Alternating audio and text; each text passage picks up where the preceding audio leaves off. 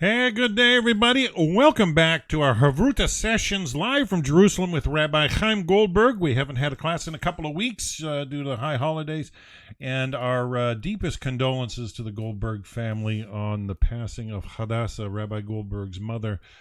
So sad. I remember, was it about a year and a half, 2 years ago, she was attending along with Rabbi Goldberg's father. It was a joy to have them in our class for quite a while, and yeah, she will be greatly missed, no doubt. And so, yeah, I'm just going to turn the class over to the rabbi. Shalom, Rabbi. We're so glad to be with you. I believe we're starting chapter 6 of the 8 chapters of the Rambam. We're going to turn the class over to you, sir.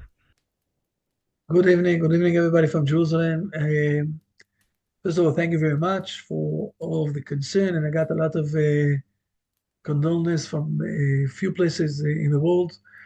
One of the people that came to, I don't know if you know, but the custom of the Hebrew nation is to sit down for 7 days, and everybody is coming to conform you, to say, to be part with your sadness. And someone came inside and said to me, "Do you know from where I know that your mother passed away?" I said to him, "No, I don't know. We published it, in Hebrew." He said to me, "No. You also published it on your Facebook in English." And then the head of the Syrian government, okay, he sent you also condolence. So I started to search to understand what's happening. And then I heard. So I said to myself, it's a weird world today with the things that we are doing with the Noahide. So people in Israel are learning that my mother passed from the Syrian people who are fighting against us. This is life. Fair enough. So thank you very much, everybody, for being a part of it. It's true also that my mother was also part of these lessons. Okay, I can say today that she was already in the beginning of I will say, of her illness. She was at the end of her days. She had Alzheimer. This is how you call it in English. Losing your brain.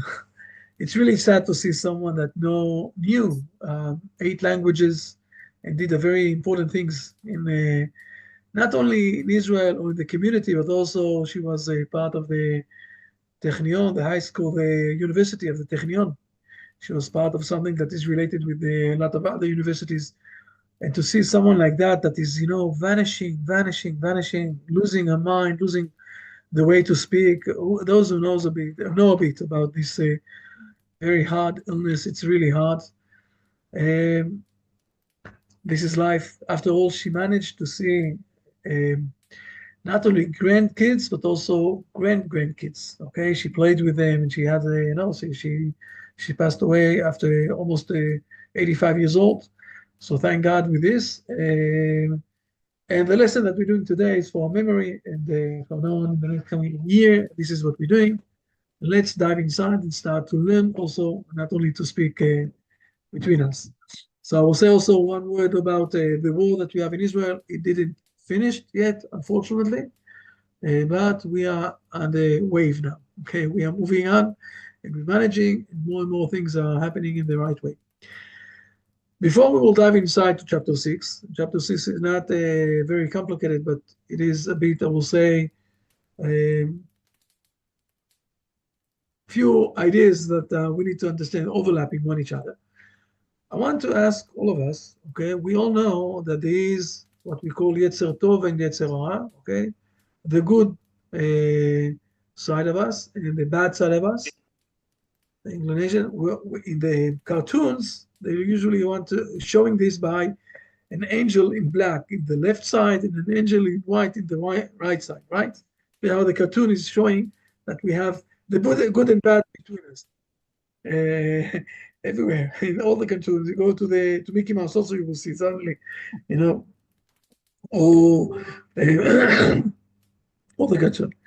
And I want to ask you, the bad side, the good side, is the bad side is good? Have anything good inside? Do we need to have the bad side? What do you say? What's the bad side mean? I would say, Rabbi, that without any resistance, there's no growth.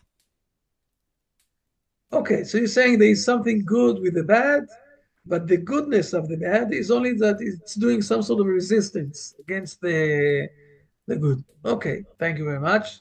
Someone else want to say? From Bart, okay? We need the bad side in order to have the possibility to make. Okay, this is also very good, a good idea. Okay, that we need the bad side, so we will understand the good side. Okay, you can't understand the light unless you also know the darkness. More or less, this is what Bart is saying, right, Bart? Yeah. Okay, Martina also said something. Let me see inside for a moment. Okay, it's the same thing. Okay, more or less. Joseph, good and bad will always be. It's also true. Oh. Joseph is going to something a bit else. Good and bad will always be. But it's up to us what we want. So now we're starting to speak also about the wish, the will that we have inside. Okay, and if I want something that is bad, but I'm managing to demolish this bad idea that I want inside me. So it's good, it's bad. What exactly? How do I define this situation? I want to surprise you all, okay, and to show something, a few, I will say, ideas that our rabbis are teaching us, okay, the Hebrew tradition, and how we look on the idea of good and bad, okay? Before we will dive inside to the complicated, interesting chapter of the Maimonides now. Okay, so let's share the screen and learn some few things. The first midrash that I'm going to show is the midrash of Bereshit Rabbah, it's called, okay? Midrash Rabbah, and the Midrash Rabbah is giving something amazing. With your permission, I will read the Hebrew, and then Dan will read the English, okay? Rabbi Nachman bar Shmuel bar Nachman b'shem Rav Shmuel bar Nachman Amar, okay, this is the name, and we are always keeping the full name of the people because those who said it, it's very important, their identity is part of what they're saying. And he is learning a verse. The verse is saying that at the end of the sixth day, while God created everything, he is concluding and he's saying, it's all very good. But there is a very interesting letter there that is being added. הנה טוב מאוד זה יצר טוב, והנה טוב מאוד זה יצר רע. ויצר רע טוב מאוד, it's good, אילולא יצר רע, לא בנה אדם בית, לא תשא אישה, לא הוריד תלונתן, and now, please Dan, read this, so everybody will understand what I said now. Please. Okay. Rabbi Naaman bar Shmuel bar Naaman said in the name of Rab Shmuel bar Naaman, behold, it was very good. This is the good inclination. And behold, it was very good. This is the evil inclination. Is the evil inclination then very good? This is the rhetorical question. Rather, were it not for the evil inclination, a man would never build a house, would never marry a wife, would never beget children, and would never engage in commerce. Likewise, Solomon says, and I have considered all toil and all excelling in work, that it is each man's envy of his counterpart, from Ecclesiastes 4:4. We have here, the first time that our sages is telling us, so in the beginning of the, in chapter 1 of Genesis, and these words that is being added, okay, by us it's only one letter, but it's the word that is being added in something here is not working. Okay, I'm sorry. Okay, the word that is being added here is a very important word that is putting suddenly a lot of, I will say, weight to the evil side, what we call the evil side. And the evil side is, in different words, it's not evil.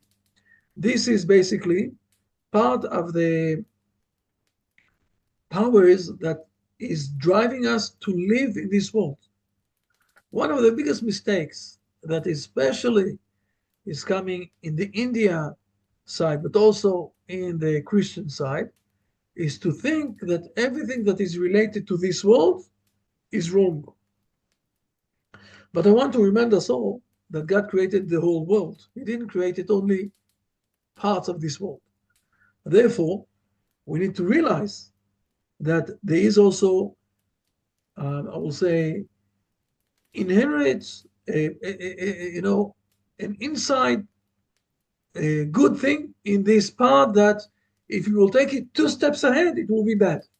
But if you will take it in the right, I will say, measurement, in the right weight, we won't exaggerate too much, so it's good. Okay, it's part of the world that we're living here in this world, and this is what God created in this world, without bit of, I will say, jealousy, or without bit of living in this world. Nobody will marry a woman. Nobody, oh no, there won't be any couples. The world won't progress to the next generation.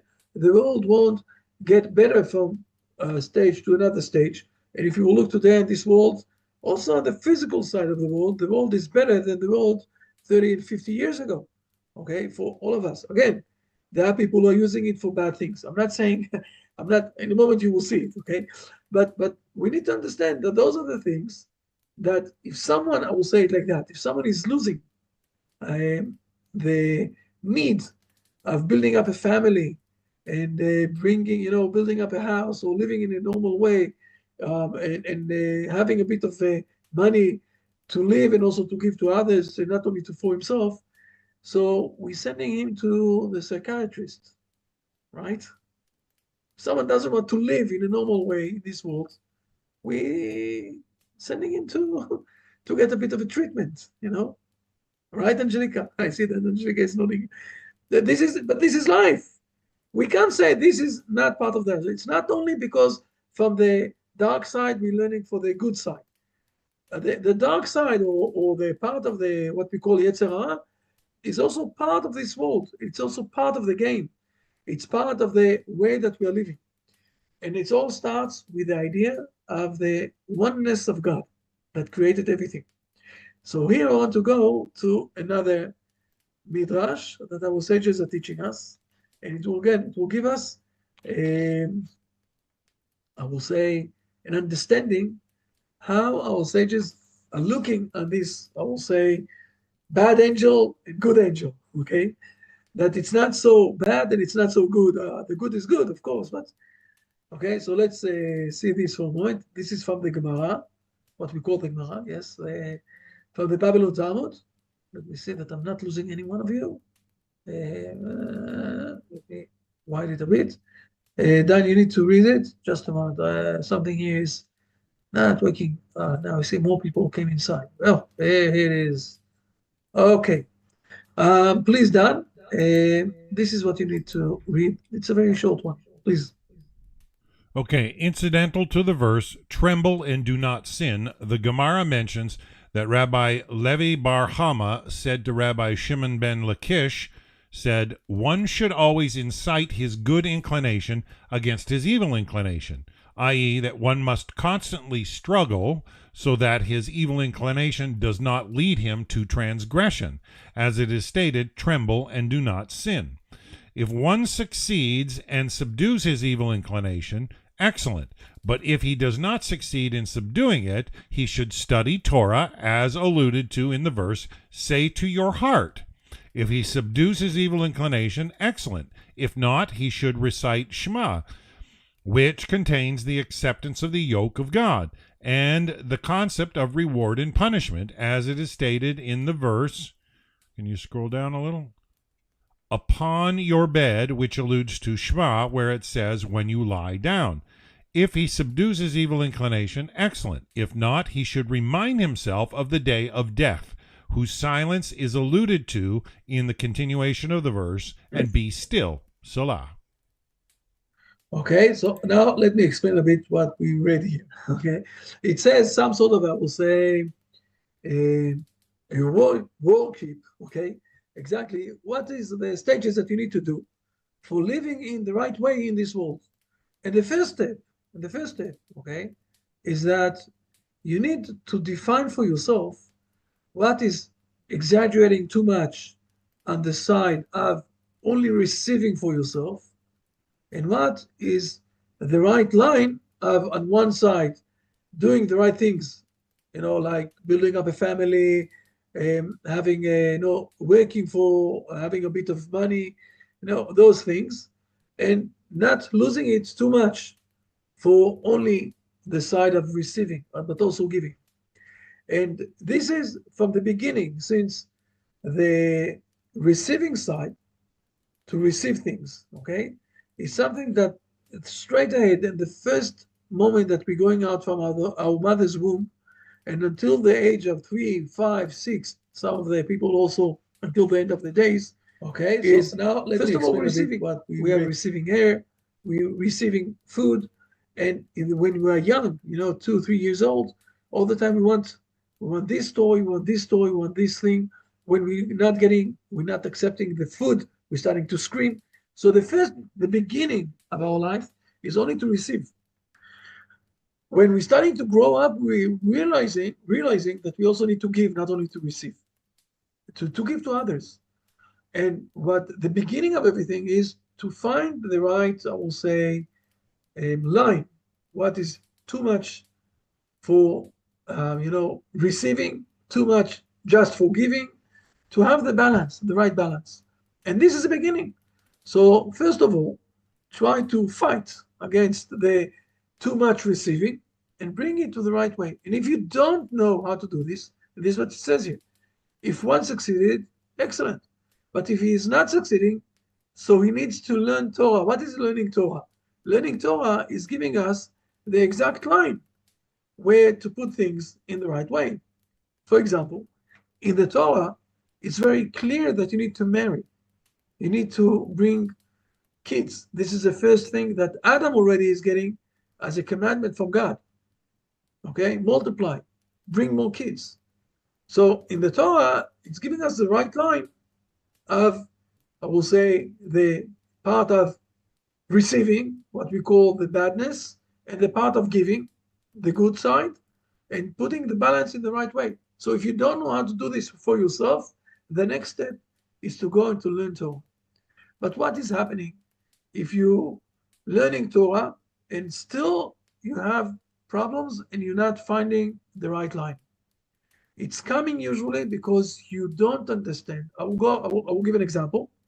Let's go to the Christians, not the Christians in the United States, okay, but the Christians in the east side of Europe, where all the priests are not allowed to, priests or even the women priests are not allowed to marry and to build up families. Okay, this is where when you learn the Torah not in the right way, and you suddenly, I will say it like that, you said that the evil side is so strong, so you need to demolish it, go away from it. It's a bit reminding things that we said in the beginning. The evil is only teaching us for the good.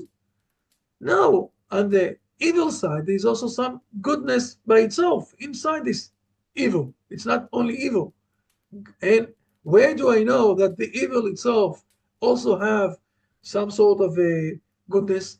When I'm saying Shema, what is Shema? Shema Israel, Hashem Elokeinu Hashem Echad. Oh Israel, listen, God is one. God created the good side and the bad side of the world. Therefore, when you're learning that everything have its importance, and it's important here in this world, and we need to give this the right balance of behavior, and we need to use it also. This is the next step. Don't only learn Torah and say, okay, so I'm only in the good side and that's it. No, you need to use in the right way also parts of the what we call the bad side, okay, the acceptance or the wish or the will for only accepting things in the right balance, so we will be able to live here in this world in the right way. So learn the Shema, learn the principle that God is one, and he created everything, and put the balance again in the same thing. And what is happening if it's not helping enough? There is another step. If it's not helping yet, if you're starting to become very, I will say, apathy, okay, without any drive for anything in this world. So let's remind us all, okay, that And this is what it said. He should remind himself of the day of death. What is the day of death? This is a day that we're going to stand in front of the judge of God, okay? And it's related to us. We can't be apathy with these ideas. We can't say, okay, it's not related to us, it's related to someone else. It's related to all of us. And how do I express this idea that it's related to all of us? Because at the end of my days, I need to stand in front of God who created this world, okay? And I need to give him, I will say, I need to stand in front of the judge and to give him my explanation for my behavior. The Gemara there are two Gemarot, okay? There's one in the Babylon and one in Jerusalem. The Jerusalem Talmud says that if someone sees a very good wine and he is not drinking this wine, he needs to pray before, he needs to say the blessing before, whatever it is. But if he is not drinking from this very good wine, he's going to get punishment after the day of the death. How come God gave you the opportunity to enjoy something very, very good, and you said, no, I don't want the things of God? Suddenly, everything is related with us. We need to live in the right way. To live in the right way is not to say all the time for the badness that it's nothing. No, the badness is giving us some sort of, putting a drive inside us to live in the right way, and in the right balance of the good and bad. We're managing to live in this world in the best way. To use, when I'm saying bad, I mean things that I want only to accept for myself, to receive to myself, the selfishness, okay? But if we're using it in the right way, we're managing to build up the world to the next level, okay? Each one of us in the right way that he is working. After we saw this opening, let's also dive inside to the wordings, that Joseph added also, and the question of my mind. And now let's learn chapter 6 in the Maimonides, and we will start to see how the Maimonides is cracking down those two things. Yes, Dan, please, you have a question, please. Rabbi, somebody on YouTube is asking if you could explain the definition of Salah, where it says in the end, and be still Salah. It's like a stone. Okay, let's say it like that. It's like a stone. At the end, okay, when you be still, it's the meaning is you're dying. Okay, it's you're lying like a stone. That's it. You're not moving. At this point of time, your soul is going up to heaven and being judged in front of God. Okay. The word Salah. Yes, the word Salah is like a stone. You can understand this like that. You can go inside, but it's not the issue now. Okay, the last part, as I said, is you can't be with in apathy connection with the badness and goodness, because it's also related to you. You're going to stand in front of the judge of the world and to give him explanation. You saw good wine, you didn't use it. You didn't drink from the wine. Oh, why not? Who let you not to drink? I gave you the opportunity to have a good taste, not to get drunk from this. Okay, this is where it's starting to become too much. But to taste it, to have it in a good meal, why not? God gave you an opportunity. I saw in my eyes, that in the British Columbia area, there are good wine there. I remember that. By the way, this is we're going to be at the end of this month, at the beginning of February, we're going to be in Canada, in Montreal. I said to you that I'm going to say this to you this week, okay? We're going to be in Montreal. Rabbi Sharki and me, not only me. Rabbi Sharki and me are going to be in Montreal. And on the Sunday of this, the 2nd of February, we're going to have a meeting with Noachai. Okay, but in a moment, I'm going to send an email also about this, and I'm going to send to all of you. Yeah. I could make a trip, I'm sure, to Montreal. Maybe. We'll be very glad to see you. Rabbi Sharki is also going to be there. Rabbi Sharki will speak in French, I will speak in English. Okay, let's do it like that.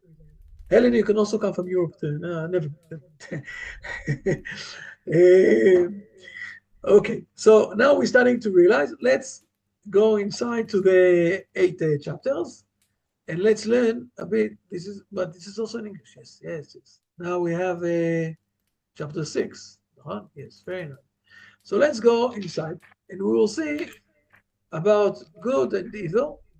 There is the way that the philosophers are speaking, and there is the way that the Hebrew people are speaking, or the Hebrew nation is speaking. And the Maimonides is trying to compromise, to find in what issues the philosophers spoke and what issues the Hebrew sages spoke. Okay, so let's go inside step by step. It's not so complicated, but it is interesting. Please. Okay, chapter 6, concerning the difference between the saintly or highly ethical man and him who subdues his passions and has self-restraint. So there's a difference. Philosophers maintain that though the man of self-restraint performs moral and praiseworthy deeds, yet he does them desiring and craving all the while for immoral deeds, but subduing his passions and actively fighting against a longing to do those things to which his faculties, his desires, and his psychic disposition excite him, succeeds, though with constant vexation and irritation, in acting morally. The saintly man, however, is guided in his actions by that to which his inclination and disposition prompt him, in consequence of what he acts morally from. You scroll down. Morally from innate longing and desire. Philosophers unanimously agree that the latter is superior to and more perfect than the one who has to curb his passions, although they add that it is possible for such a one to equal the saintly man in many regards. In general, however, he must necessarily be ranked lower in the scale of virtue, because there lurks within him the desire to do evil, and though he does not do it, yet because his inclinations are all in that direction, it denotes the presence of an immoral psychic disposition. So first of all, we have the philosophers. The philosophers putting something a bit more, I will say, they're putting another issue to this story here that we have. And the question is, what is my desire inside? If someone have a desire to all the time to steal from others, but he is managing to conquer this desire. He is not stealing from others. So the philosophers are saying, fair enough, but the one who doesn't even have any desire to do bad things, to steal from others, he is in a much higher level. This is what the philosophers are saying. So they're putting here something that we spoke also a bit. It's also related. You don't need to look only on the results. You need also to look from where things are coming inside and the battle that you have inside yourself. First of all, we already remembering the first chapter that the Maimonides said to us that the human being is a one unit, and those inside, I will say, debates that you have inside himself, it's not different identities. It's one identity. And there are those who came to the stage, according to the philosophers, there are those who came to the stage that they have no desire to do anything bad, and they are in a much higher level than those who have a desire to do bad things, but they're managing to control it and not to do the bad things. This is what the philosophers are saying. Okay? And now let's continue on, please. Okay. Dan, please. Okay. Please. Solomon also entertained the same idea when he said, "The soul of the wicked desires evil," and in regard to the saintly man's rejoicing in doing good and the discontent experienced by him who is not innately righteous when required to act justly, he says, "It is bliss to the righteous to do justice, but torment to the evildoer." This is manifestly an agreement between Scripture and philosophy. When, however, we consult... Just a moment. First of all, we need to understand. He concluded here. I don't know why they broke it down here at this point. If it was me, I would have broken it here. Okay. Now we concluded all the philosophers. What the philosophers are saying is that, of course, the behavior of the good man is the excellent thing, but if the intention is with this behavior, so it's a much higher person. But if the intention is against this behavior, so it's a good person, but it's a lower stage of the people. And now let's go to the rabbis. Rabbis, Okay. yeah. However, When, however, we consult the rabbis on this subject, it would seem that they consider him who desires iniquity and craves for it but does not do it more praiseworthy and perfect than the one who feels no torment at refraining from evil. And they even go so far as to maintain that the more praiseworthy and perfect man is, the greater is his desire to commit iniquity, and the more irritation does he feel at having to desist from it. This they express by saying, whoever is greater than his neighbor has likewise greater evil inclinations. Again, as if this were not sufficient, they even go so far to say that the reward of him who overcomes his evil inclination is commensurate with the torture occasioned by his resistance, which thought they express by the words, according to the labor is his reward. Furthermore, they command that a man should conquer his desires, but they forbid one to say, can you scroll down? They forbid one to say, I, by my nature, do not desire to commit such and such transgression, even though the law does not forbid it. Rabbi Simon ben Gamaliel summed up this thought in the words, man should not say, I do not want to eat meat together with milk. I do not want to wear clothes made of a mixture of wool and linen. I do not want to enter into an incestuous marriage. But he should say, I do indeed want to, yet I must not, for my Father in heaven has forbidden it. so we have on the other side, the rabbis are saying, and this is what we're learning from those examples that the Maimonides brought from the Babylon Talmud, okay, that as more that you have a fight inside yourself and you're managing to conquer the bad behavior, so you're in a much higher level. So we have the philosophers on one side who are saying, no. If you don't have any fight, this is the best person. If you have fight, so you're a lower person. And we have the rabbis who are saying, in the first glance, what we see, they're just the opposite. You need to say that you want to eat the forbidden things that you're not allowed to eat, that you want to do all sorts of sins. This then what we said here. You need to say to yourself that you want to do that. But I'm not doing this because God commanded me not to do this. But the truth is that as more that you're fighting inside yourself to behave in the right way, this is the best thing. Now, we need to understand the main part that the Maimonides is dealing here, okay, is how to deal exactly with this bad side that we have inside ourselves. And what is more, I will say, preferred way to do. And in the first glance, when we look at those things, it's just the opposite. The philosophers are saying one thing, and the rabbis saying the opposite thing, or the philosophers saying the opposite from the rabbis, with the things that he brought.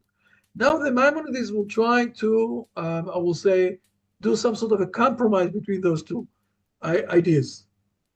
To understand the compromise, the compromising that the Maimonides is trying to say, we need to, I will say, to split the commandments of God to two, I will say, categories that we have. One category is very simple, that with the logic that we have in our minds, we will agree to that.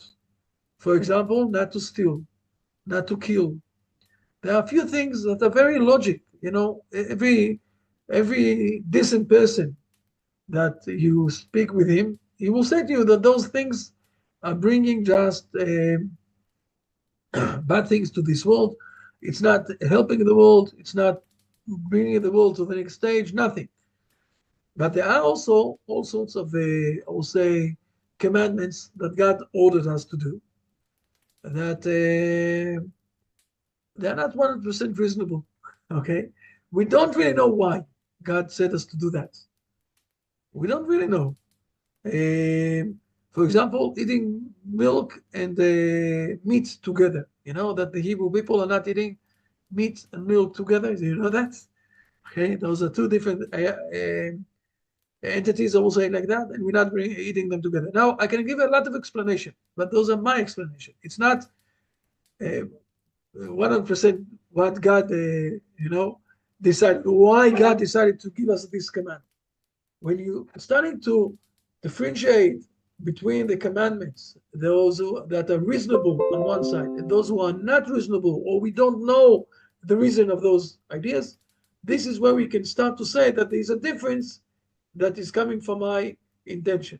And I'm giving here in the beginning, I'm saying a few things so it will be clear when we're going to read it. For example, a person who have a desire to steal all the time, and he's managing to conquer this desire, and he's not stealing. So he's a good person. He never stole. He never steal from anyone. Fair enough.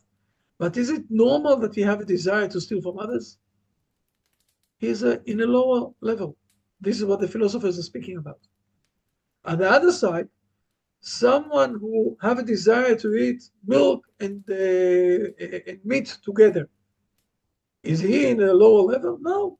And this is the example that the Maimonides brought. If I want to eat meat and milk, but I won't do this because God commanded me. So he is in a higher level when he have some sort of a debate. Do you know how much to eat pig? People are saying to me, okay, to eat pig, it's very tasty. It might be. I don't know. As a Jewish, I never ate a pig. Okay, we're not allowed. But do I need to say that I don't want to eat because it's not tasty? No, it is tasty, and maybe I need to eat it. And maybe I'm losing a lot from the taste. I'm not eating it, this thing. But what can I do? God commanded me as a Jewish person not to eat it. It's not saying that the Noahide people can't eat it. They can eat it, okay? But we need to realize that there are things that it's good, that I do have a desire and I'm managing to conquer it. And there are things, okay, that there are things that it's good, but I have a desire, but still I'm managing to control my desire because I'm listening to God. And there are things that it's not good that I have a desire to do bad things. But here we're coming back to the main point that I started. To steal from others, it's bad. It's a full bad. It's only one to receive without, it's not mine. Okay? But we need to find the right way where I'm earning things and I also know how to share them, or the things that I have, or with the right way to share them with others. And this is a way of living the life here in this world in the right way. So let's continue on with the Maimonides and then we will conclude everything. Please, okay? It's a long one. I'm sorry. Yes, Dan, please. Okay. At first blush, by a superficial comparison of the sayings of the philosophers and the rabbis, one might be inclined to say that they contradict one another. Such, however, is not the case. Both are correct, and, moreover, are not in disagreement in the least. As the evils which the philosophers term such, and of which they say that he who has no longing for them is more to be praised than he who desires them, but conquers his passion, are things which all people commonly agree are evils, such as the shedding of blood, theft, robbery, fraud, injury to one who has done no harm, ingratitude, contempt for parents, and the like. The prescriptions against these are called commandments, about which the rabbis said, if they had not already been written in the law, it would be proper to add them.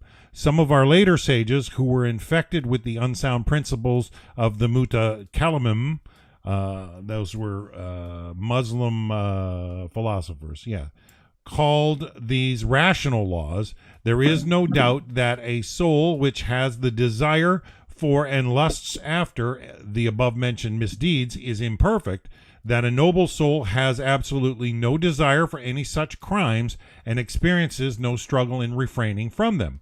When, however, the rabbis maintain that he who overcomes his desire has more merit and a greater reward than he who has no temptation, they say so only in reference to laws that are ceremonial prohibitions. This is quite true, since were it not for the law, they would not at all be considered transgressions. Therefore, the rabbis say that man should permit his soul to entertain the natural inclination for these things, but that the law alone should restrain him from them. Ponder over the wisdom of these men of blessed memory, manifest in the examples they adduce. Can you scroll down, Rabbi? They do not declare man should not say, I have no desire to kill, to steal, and to lie, but I have a desire for these things, yet what can I do, since my Father in heaven forbids it? The instance they cite are all the ceremonial law, such as partaking of meat and milk together, wearing clothes made of wool and linen, and entering into the consanguineous marriages. These and similar enactments are what God called my statutes, which, as the rabbis say, are statutes which I, Hashem, have enacted for thee, which thou hast no right to subject to criticism, which the nations of the world attack and which Satan denounces, as, for instance, the statutes concerning the red heifer, the scapegoat, and so forth. Those transgressions, however, which the later sages called, you scroll down more, Rabbi? Those transgressions, however, which the later sages called national laws or rational laws, are termed commandments, as the rabbi explained. It is now evident from all that we have said what the transgressions are, for which, if a man have no desire at all, he is on a higher plane than he who has a longing, but controls his passions for them. And it is also evident what the transgressions are of which the opposite is true. It is an astonishing fact that these two classes of expressions should be shown to be comparable with or compatible with one another, but their content points to the truth of our explanation.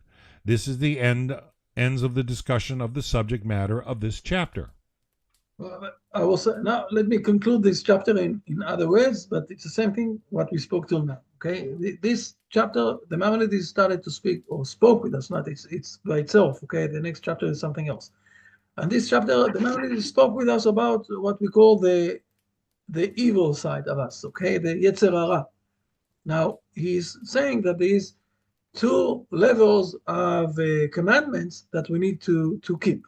One is very reasonable, and those reasonable things, if someone have a desire for those things, in controlling them, but it's a lower level, because you don't need to have any desire for killing, for stealing, for all rational things that you need to behave. But things that are irrational, okay, that God commanded us without giving us any explanation, and you don't need. It's only for the Jewish people, okay. Well, those are things that are usually for the Jewish people only, and it's not. You don't understand any rational of this behavior. When you have a desire to do them, and you're managing to control yourself because you obeying to God, this is where you're in a higher level. But we're starting to learn also inside the debate, I will say it like that we have inside ourselves, the importance of this, what we call Yetzer Hara, the badness that we have inside, that it's not, I will say, 100% bad. Okay, it's something that is giving us, I will say, the taste of life and the meaning, or giving us, I will say, in a higher level of how to live this world, especially when we understand that God is one and He created the world, and all of the world that He created is here. And in the first beginning of the chapter 1 already, He's telling us that we need to build up families, to progress the world to the next stage, to have more generations, and to bring the world to a better stage. So we need all the time to work inside ourselves. And this is what the Maimonides is trying to show here, that there is a way of the debates inside.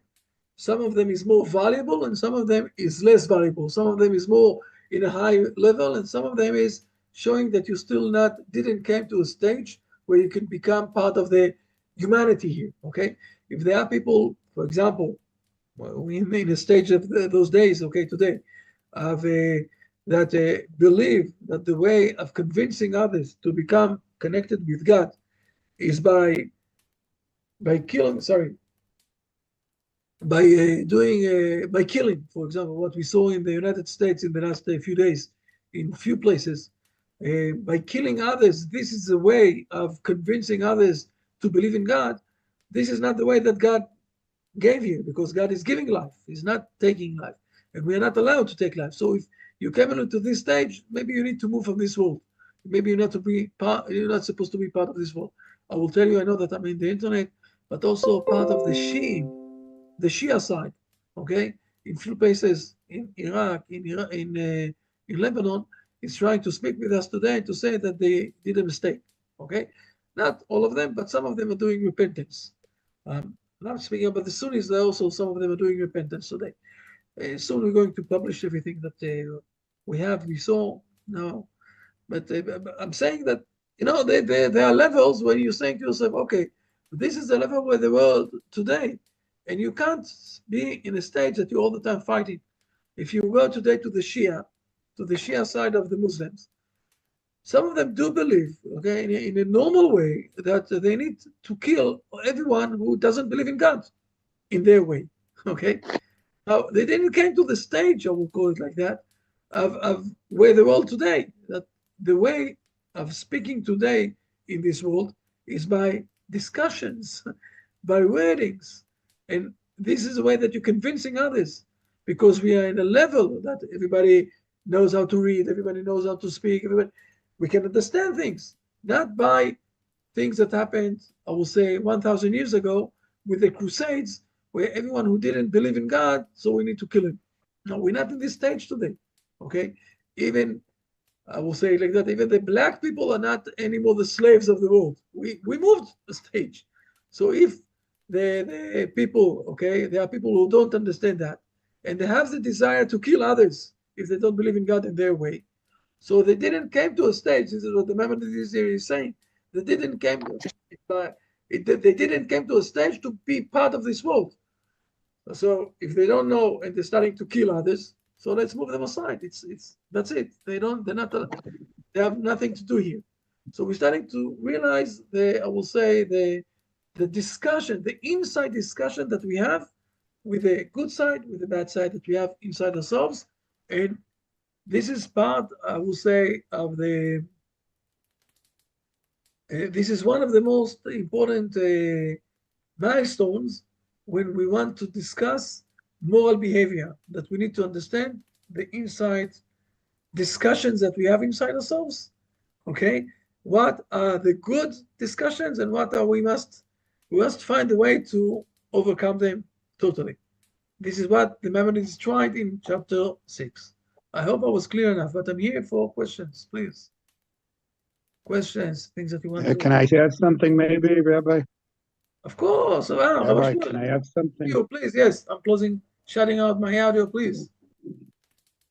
Okay, first of all, I'd like to send my serious condolences to Rabbi Goldberg for his recent bereavement, and in all the full sense of the word. I think one of the things Maimonides is indicating over here also is that, as the rabbi mentioned, the evil inclination, so to speak, is not in principle something negative, in the sense that God, in his famous statement of the declaration of Shema Yisrael, makes it very clear in Deuteronomy 6 that we are to serve God also on the evil side, like you mentioned, that there wouldn't be families without having that natural tendency.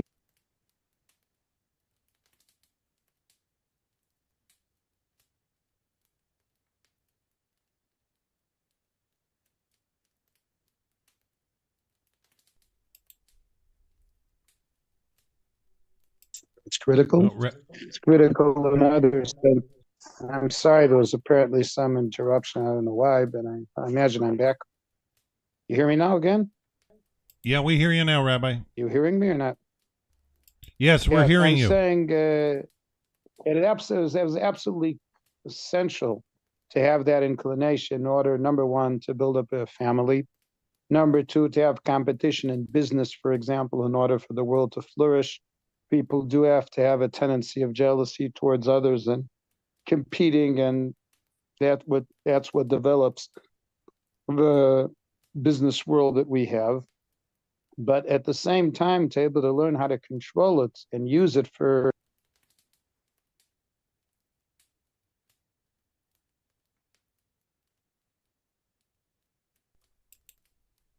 Oh, we lost you again, Rabbi Herschler. Yes. I don't understand why there's a problem. Honestly, I can't understand what the issue is. I think it's in the bandwidth. Because usually I have a very good Wi-Fi. That's not surprising.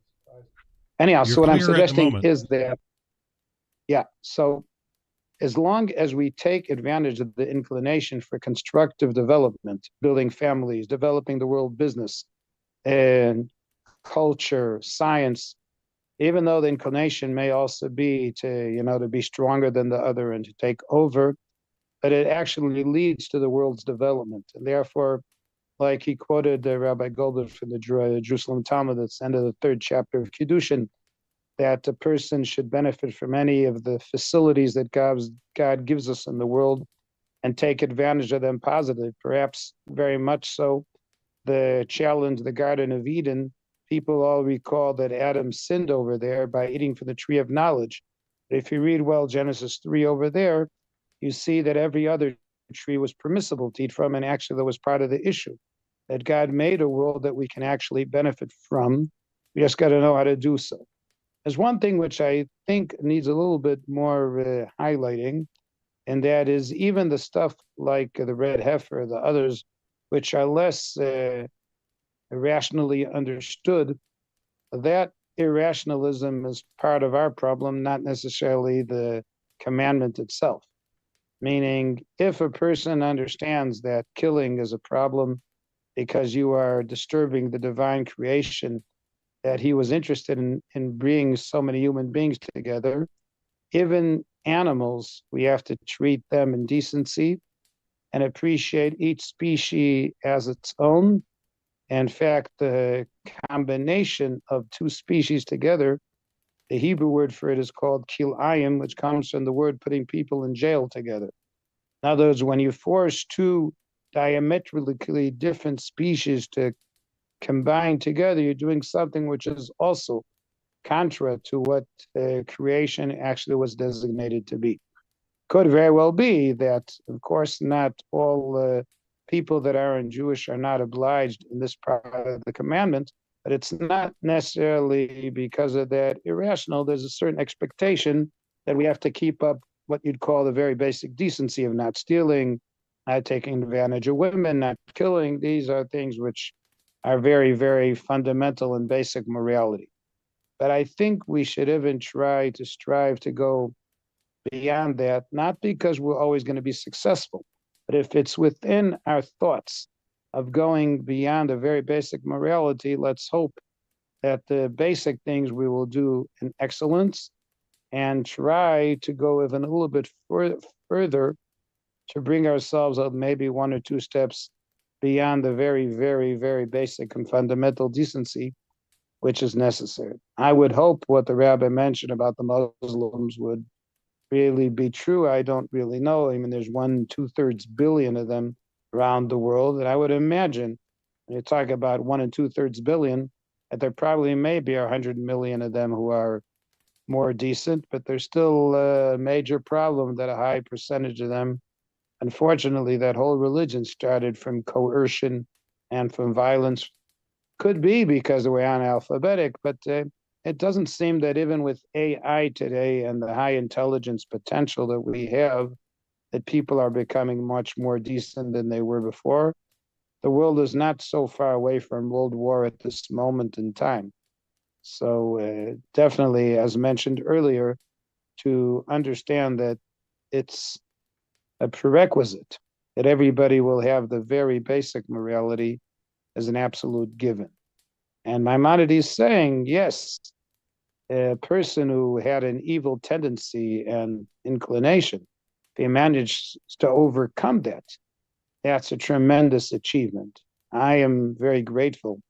I'm saying in the spirit of Rabbi Goldberg's recent loss as well, but I can feel in a similar way, very grateful to my late parents that brought me up in an atmosphere which religion was something positive in the first place. So I didn't have to go through a dramatic change in my life and remaining within the system, perhaps developing it, but not coming from 0 and going up to 50 or 80. I had that basic given at home. And when you read the portions of the week, now we're finishing Genesis this weekend, we see what it means to have a wonderful family like Jacob had and what he was raising in his own home. That's the hopes that we should have for our own families, that when we learn Maimonides and we learn other such wonderful sources, to ingrain our children and grandchildren to live under this type of morality is crucial for the future of our society. And we can always be grateful about people that make a major change in their life and they take their inclination to being positive. But even the competition is something that we all need. We just have to try to learn how to use it in a beneficial way. I don't suggest that we try in any way to break our inclinations. We need to modify them and use them in a positive way. We need to use the desire for love in order to develop a good family and to raise kids. We need the competition to develop our society. We need to try to be proud of what we're doing to have ourselves have motivation. But we always have to think in the background how to do these things in a way that we don't step on other people and we don't stand their tiptoes, as you say in English. So I'd like to wish you all a wonderful week, a week of wisdom, blessing, and that our inclinations will be taken in a positive way in the spirit of Maimonides. And if we try a little bit more to understand even some of the things which seem to be less rational, one of the great scholars of Judaism says that the challenge is to take the rational and to understand there's also an irrational part of being that way. And more important, that what is irrational has a lot of rational understanding. It just needs more time of study. So I envisage that when the rabbis will be in Montreal and elsewhere, I'm sure they will try to feed the people who are there with more and more wisdom and intelligence, and wishing you all the best. Thank you for your time. Thank you so much, Rabbi Hirschler. Thank you. Yes.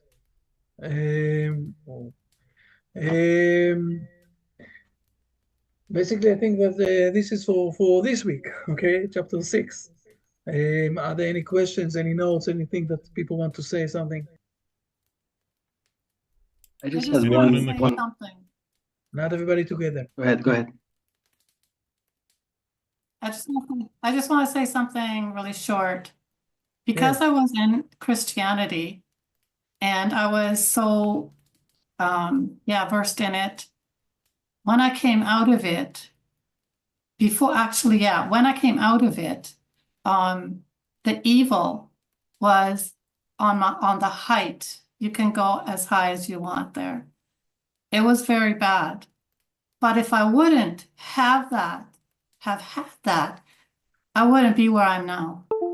Because I had to come to an end. And then that end, I had to say, okay, where am I now? I need to start again. And so that's where I'm there now. But I wouldn't know the God of creation as I did before. And now I do. And if I didn't have the evil that came against me, and I started to search, well, what is this? Once searching, I found, and God knows your heart. He knows your soul. You have a spark. Everybody has that spark. And that spark started to come up like in front. And yeah, it all came together. That's why evil needs to be, it's like a person searching, and everyone has it. Everyone can come to that point. Anyways, just a short thing. Oh, fair enough. Thank you very much. Okay, yes, please. Jacob.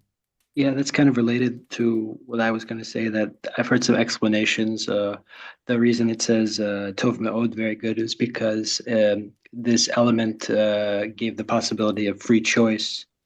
So you can't really discern right from wrong without wrong.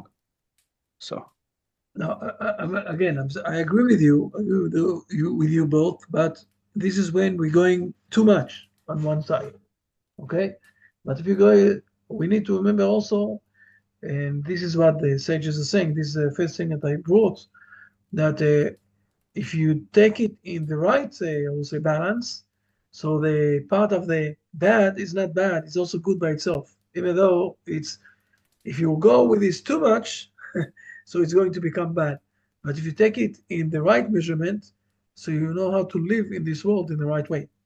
And the Maimonides is also expressing that in his other book of Moreh Nevuchim, okay, the answer for the people, for the wanderers, okay, who are questioning things. This is also where he says, in our tradition, it's important. I will say it like that, okay? A rabbi is someone who have a family, okay, and have kids. He's growing them and helping to bring another families to this world. And it's not someone who is going away from life. So we need to have it in the right measurement, in the right, in the exact side, not too much. If it will become too much, it will be the bad. And this is also helping us to understand the good side. But we need to live in this world. And this is what I said also with the oneness of God, that God created everything. And he also created men and women to bring life. I'm taking this as an example. It's for everything that is related with the bad side, with the one that I want to fulfill for myself, whatever it is. But I agree with you. Things that you said are very good. But again, let's take them. Let's understand that it's much more broader picture for everything that we're saying here. seems like moderation is key. Moderation of the acceptable level of what, harnessing it like we've been talking about for the right purpose. I agree. Excellent. Exactly. Right. Yeah. I think, what today's lesson brought out helps me to understand conflict of interest a little better. I like the way Rabbi Hirschler brought it out. Conflict of interest is going to happen, especially in economy. I mean, how often do you see a seller's interest is completely opposite of a buyer's interest? A buyer wants to buy everything dirt cheap, and a seller wants to make as much money as possible, and they're completely antagonistic positions in conflict, and yet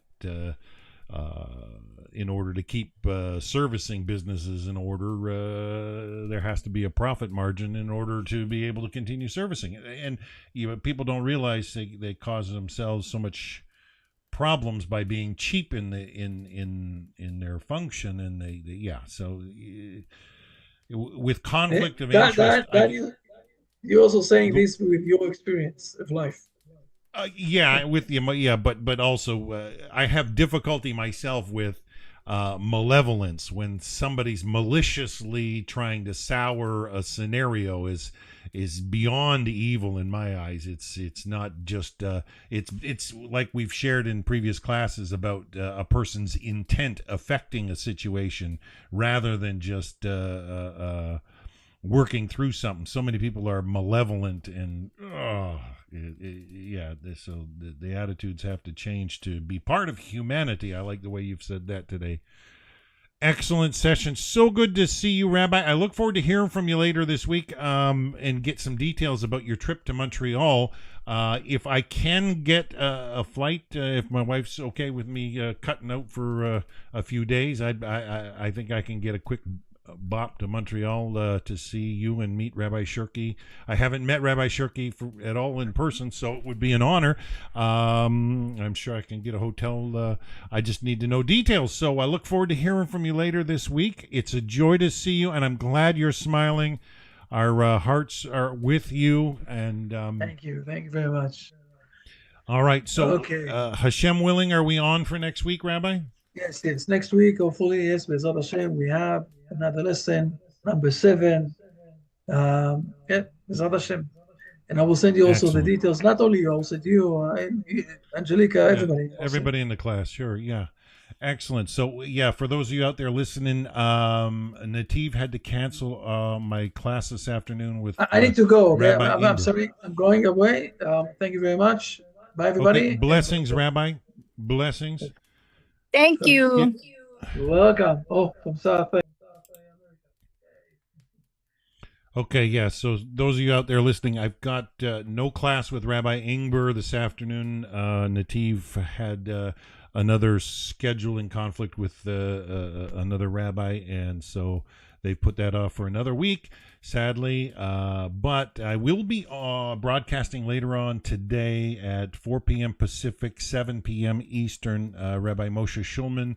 We've been doing his Noahide Path series for the last night we did one session and this morning, so I invite you to come back for that. 7 p.m. Eastern, 4 p.m. Pacific. We'll be back with Rabbi Moshe Shulman. So till then, have a wonderful, wonderful day, everybody. Bye for now. Thank you.